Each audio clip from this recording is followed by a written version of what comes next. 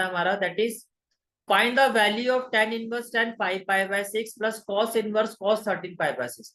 11th class में भी हमने इस चीज को देखा था कि किस तरह से हम इस वैल्यू को ब्रेक करते हैं।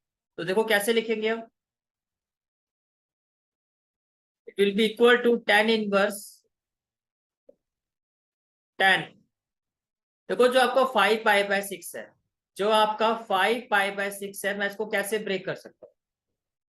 ब्रेक हमें कुछ इस तरह से करना होता है कि उसकी रेंज में, अब 10 की रेंज क्या होती है, ओपन इंटरवल -π/2 टू π/2।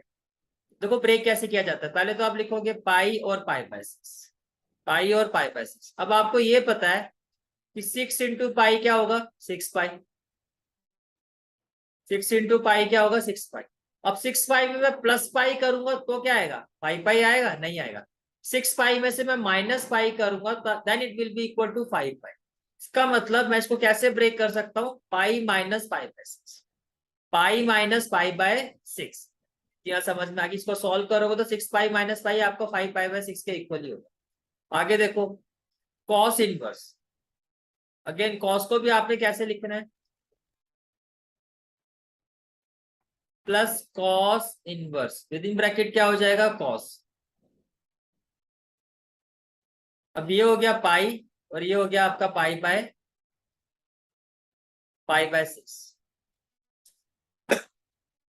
अब आप ध्यान से देखो, अगर मैं 6 को यहां लेके आता हूं तो ये हो जाएगा 6π, और प्लस पाई करता हूं तो क्या बनेगा 7, लेकिन मुझे क्या बनाना 13π। बट अगर मैं इस पाई की जगह, अगर मैं इस पाई की जगह मैं 2π कर देता हूं, क्या कर देता हूं 2π, तो 6 2 जा क्या हो जाएगा, देन 6 2 जा क्या हो जाएगा 12π, और 12π प्लस पाई क्या हो जाएगा 13π। मेरी बात समझ में आ रही है, इवन मल्टीपल ऑफ पाई में हमने चेंज किया है, ठीक है। तो ये हो गया 2π plus π/6।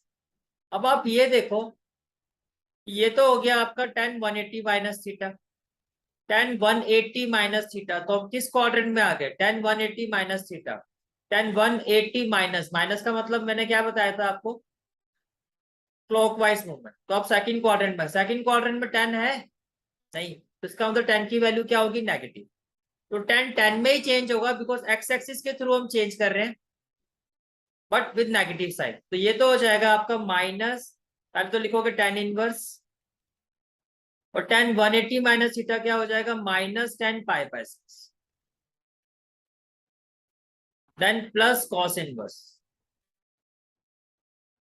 cos 2π plus theta, cos 2π plus theta. देखो ये आपका 2π, प्लस का मतलब एंटी क्लॉकवाइज मूवमेंट, तो जैसे मैं एंटी क्लॉकवाइज मूवमेंट करूंगा तो हम आ जाएंगे फर्स्ट क्वाड्रेंट में। और फर्स्ट क्वाड्रेंट में जो कॉस होता है आपका वो क्या होता है, पॉजिटिव होता है, सारे फंक्शन पॉजिटिव होते हैं। तो cos 2π प्लस थीटा क्या होना चाहिए, cos 2π प्लस थीटा मेरा क्या होना चाहिए, cos थीटा। तो can I write it as cos π/6। बात समझ में आ रही है, ठीक है। So what we will have now,